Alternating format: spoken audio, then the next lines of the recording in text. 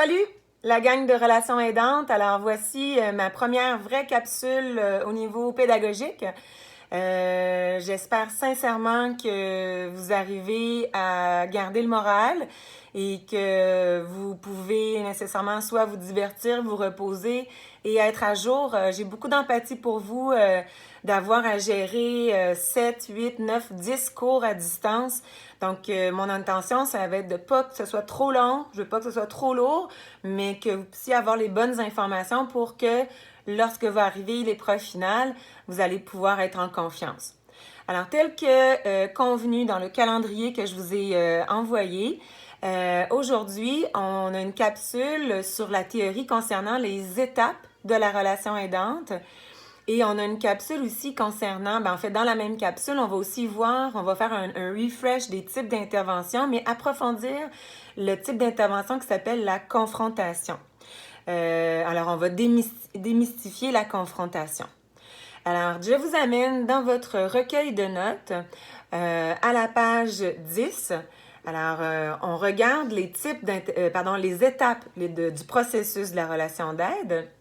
Alors, vous voyez justement qu'il y a 4 étapes majeures et ce qui est important de comprendre, c'est que c'est comme dans une recette de Ricardo.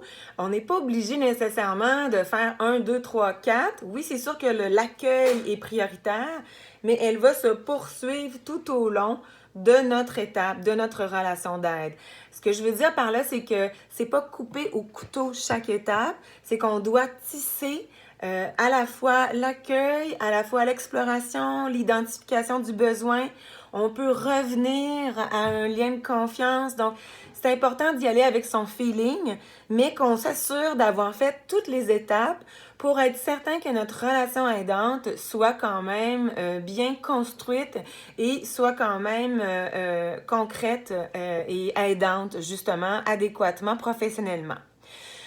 Si vous regardez justement, la première étape, c'est accueillir la personne. Donc, accueillir la personne, on l'a déjà vu, on l'a déjà fait.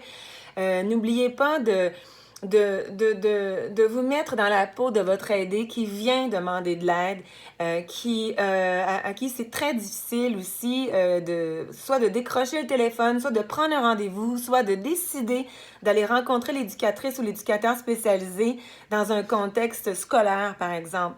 Alors, on va rendre la personne confortable, on va démontrer qu'on est confiant à recevoir toutes les confidences, on est solide aussi, et à ce moment-là, le lien va se créer. On peut aussi définir à ce moment-là notre rôle, on peut se présenter et on peut vraiment être dans un contexte là, de mise, on met la table de la relation d'aide. Alors, je vous fais un premier exemple d'écoute téléphonique, étant donné que c'est de cette façon-là là, qu'on va faire l'épreuve finale. Alors, accueillir la personne. La sonnette sonne, je réponds. Jeunesse, j'écoute. Bonjour. Bonjour madame. Oui, bonjour. Je sais pas si j'appelle le bon numéro là. Oui, sûrement. En fait, écoute, moi c'est Isabelle. Puis je suis là pour écouter tous les jeunes qui ont besoin de se confier. Ok. Bonjour Isabelle. Bonjour. Faites ça, c'est quoi? En fait, oui, je comprends. C'est la première fois que tu téléphones à Jeunesse, j'écoute? Ouais. Ah, bienvenue. Je suis contente. Moi, j'écoute les jeunes de tous âges, surtout je te dirais, entre 10 ans et 17 ans, majoritairement, pour toutes sortes de préoccupations. Puis, je vais être prête à entendre, toi, qu'est-ce qui te préoccupe ces jours-ci. Alors, ça, c'est la première étape. Vous voyez un exemple au téléphone.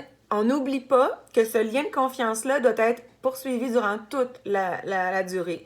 Écoute téléphonique, on se souvient, beaucoup de oui, je comprends.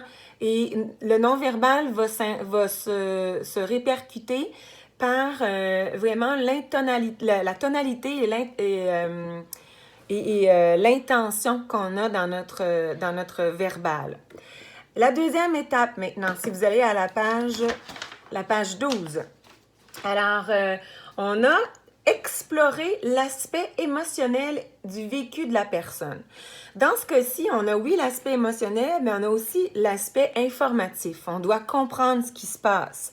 Alors, on comprend ce qui se passe, on va poursuivre justement la discussion à ce niveau-là. Oui, alors, est-ce que tu comprends mieux maintenant à quoi sert Jeunesse J'écoute? Ouais, puis je suis prêt à me confier à vous. Ben, super. Écoute, je t'écoute. Est-ce qu'il y a quelque chose qui va pas bien? Ben, ma mère, à cause du COVID-19, elle boit beaucoup d'alcool. OK. Puis Ah. c'est pas juste la première fois qu'elle fait ça. OK. Depuis toujours, elle fait ça, mais là, on dirait que c'est trop pour moi. Parce que je dois tout faire la vaisselle, OK. puis je dois m'occuper de mes petits frères de 5 à... Ils ont 5 ans, puis l'autre 7 ans. OK, je comprends. Puis toi, j'imagine que t'es pas très vieux non plus. Est-ce que tu peux me dire ton âge? J'ai 14 ans, là. T'as 14 ans, OK. Donc, ça en fait vraiment beaucoup sur tes épaules. Puis j'imagine que tu te sens seule dans cette situation-là. Ouais. Ouais, Vraiment. je comprends, effectivement. Donc là, je viens d'aller voir un peu avec le reflet, l'émotion, on comprend un peu la situation, mais jusqu'à quel point, justement, la communication n'est pas vraiment bonne avec sa mère. Donc, ce qui veut dire qu'on va explorer davantage. Alors, la meilleure façon pour explorer, la question ouverte, une question ouverte du genre... écoute, est-ce que c'est possible pour toi de me raconter à quoi ressemble une journée pour toi? Ouais. Ça ressemble à quoi justement, depuis le confinement? Tu me parles de la situation de l'épidémie, donc c'est plus difficile à la maison. À quoi ressemble ta journée? Ben, je me lève vers très tôt, Oui, vers 7 heures. OK, Mais parce que mes petits frères, ils se lèvent tôt aussi. OK, Je leur fais à manger. oui, Moi, je m'en vais dormir parce que je suis encore fatiguée. OK, Je me lève vers 9h30 après. OK, Ma mère, elle dort jusqu'à midi. Puis quand elle se réveille, elle mhm, nous gueule après. Puis elle retourne dans sa chambre avec un peu d'alcool. OK. Puis c'est ça, là. Donc là, tu la vois pas beaucoup, ta mère, j'imagine. Il n'y a pas beaucoup de relations avec elle. Non, pas vraiment. OK, je comprends. Donc là, on est en train d'établir un peu la situation avec la personne. Je vous laisse lire la suite des détails en pages 12 et 13, mais la troisième étape, c'est de définir le besoin d'aide avec la personne. Et là, quand on veut définir le besoin d'aide avec la personne, hyper important de partir des besoins de la personne et pas de mes besoins à moi. Cet enfant-là de 14 ans connaît sa mère, connaît son réseau, connaît ses situations. J'ai pas nécessairement à lui donner les solutions. Je dois aller chercher auprès de lui ce qu'il veut exactement, ce qu'il souhaiterait exactement. Un bon cue là, pour vous aider, ce serait de voir quel est l'élément déclencheur qui fait que la personne elle a téléphoné. À ce moment-là, on va pouvoir définir exactement le besoin d'aide dans le ici et le maintenant avec la personne. Donc, je reviens à ma situation. Oui, alors je comprends que c'est vraiment pas facile pour toi. Là, j'ai exploré avec toi le fait que ton père est pas à la maison, que c'est difficile pour toi aussi, donc tu peux pas sortir selon le contexte là, des directives gouvernementales. Mais j'aimerais savoir, est-ce qu'il y a quelque chose qui s'est passé plus spécifiquement pour que tu décides de m'appeler aujourd'hui? Ben oui, là, hier, ma mère elle est sortie de sa chambre, elle était vraiment furieuse. OK, Elle était saoule. Puis mon petit frère, il essayait de dire que ça allait bien. Puis ma mère, elle l'a secoué vraiment fort. OK. Il a vraiment commencé à pleurer. C'est Ouais. ça qui m'a fait pour que je vous appelle. Mais tu sais, c'est vraiment bien que tu appelles. Je trouve que c'est très sage de ta part. C'est des contextes qui sont très, très difficiles, tu sais, pour toutes les familles. Il y a beaucoup de stress. Et là, mélangé à l'alcool, le stress, il y a eu un moment d'agressivité et de violence chez toi. C'est ce que je comprends? Oui. OK. Donc, c'est important qu'on puisse voir ensemble la façon dont tu vas pouvoir te faire aider. Est-ce que tu as pensé à des idées? Est-ce que tu as pensé à des solutions? Là, ce que je suis en train de faire, c'est de la recherche de solutions. Je sais que le jeune de 14 ans, au bout de la ligne, il sait pas nécessairement. Lui, sa solution, c'était, faut que j'appelle quelqu'un parce que j'ai comme rien d'autre. Puis en même temps, je suis gênée, je veux pas en parler à personne. On fait de l'empathie. Mais on va essayer de définir encore plus son besoin avec nos recherches de solutions à partir de ses moyens à lui. Donc, est-ce qu'il y a des choses que tu as essayé de faire, toi, depuis les derniers jours et surtout depuis hier avec ta mère? D'aller lui parler, mais elle voulait même pas m'entendre parler. OK, tout à fait. J'ai essayé de cacher son alcool. OK. Mais elle m'a vue, puis elle a pas trouvé ça drôle. Je comprends. Et est-ce qu'il y a des gens dans ton entourage à qui tu peux faire confiance?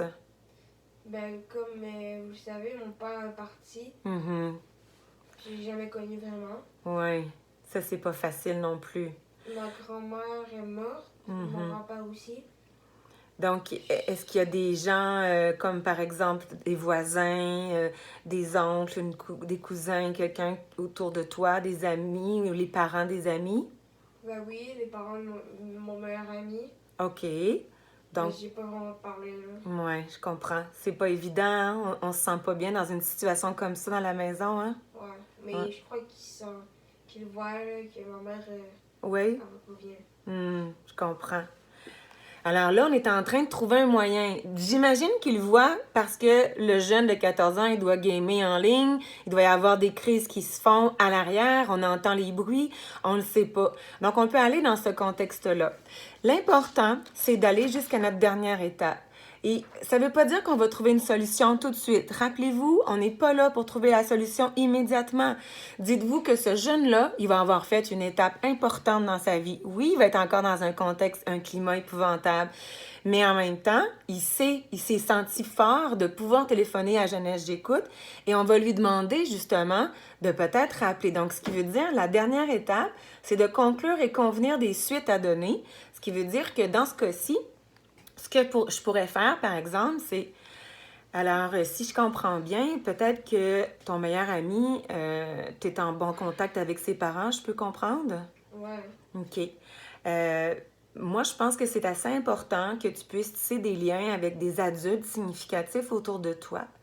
Peut-être de tenter de discuter avec ton ami pour que peut-être que les parents aussi puissent aider à faire quelque chose.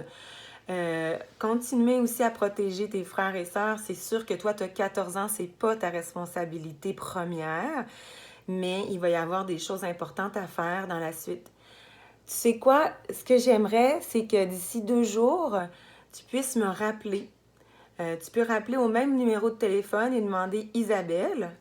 Et comme ça, on va pouvoir voir s'il y a des choses qui ont été faites de ton côté, puis moi, je vais être encore là. Et s'il y a quelque chose d'autre de plus important, bien, à ce moment-là, je vais pouvoir t'accompagner. Donc, tu m'appelles quand tu veux, OK? OK. C'est bien? Oui, madame. Parfait. Donc, je te souhaite bon courage et on va se reparler dans 2 jours, ce qui veut dire vendredi, OK? Merci. OK, bye-bye. Au revoir. Donc, vous pouvez comprendre que c'est une situation un peu grande. Dans un contexte comme ça, probablement que les intervenants de Jeunesse J'écoute seraient en contact, feraient un signalement, des PJ, quoi que ce soit. Moi, ce que je voulais vous montrer aujourd'hui, c'est des exemples concrets de chacune des étapes. Donc, on n'oublie pas que quand on identifie le besoin ou quand on est dans la recherche du vécu, bien à ce moment-là, on peut aussi utiliser toujours l'accueil, l'empathie et n'oublions pas que la base, c'est vraiment notre approche compréhensive.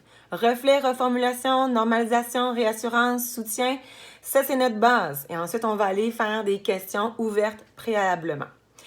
C'était notre première capsule. Je vois que le temps passe très vite. Je ne veux pas trop vous emmerder avec ça. Je vais vous revenir avec une autre capsule sous peu. Alors, juste de nous remettre dedans, c'était l'objectif d'aujourd'hui. Puis, je vais vous envoyer une autre capsule sur la confrontation et l'exercice à faire sur la confrontation. OK, bye bye!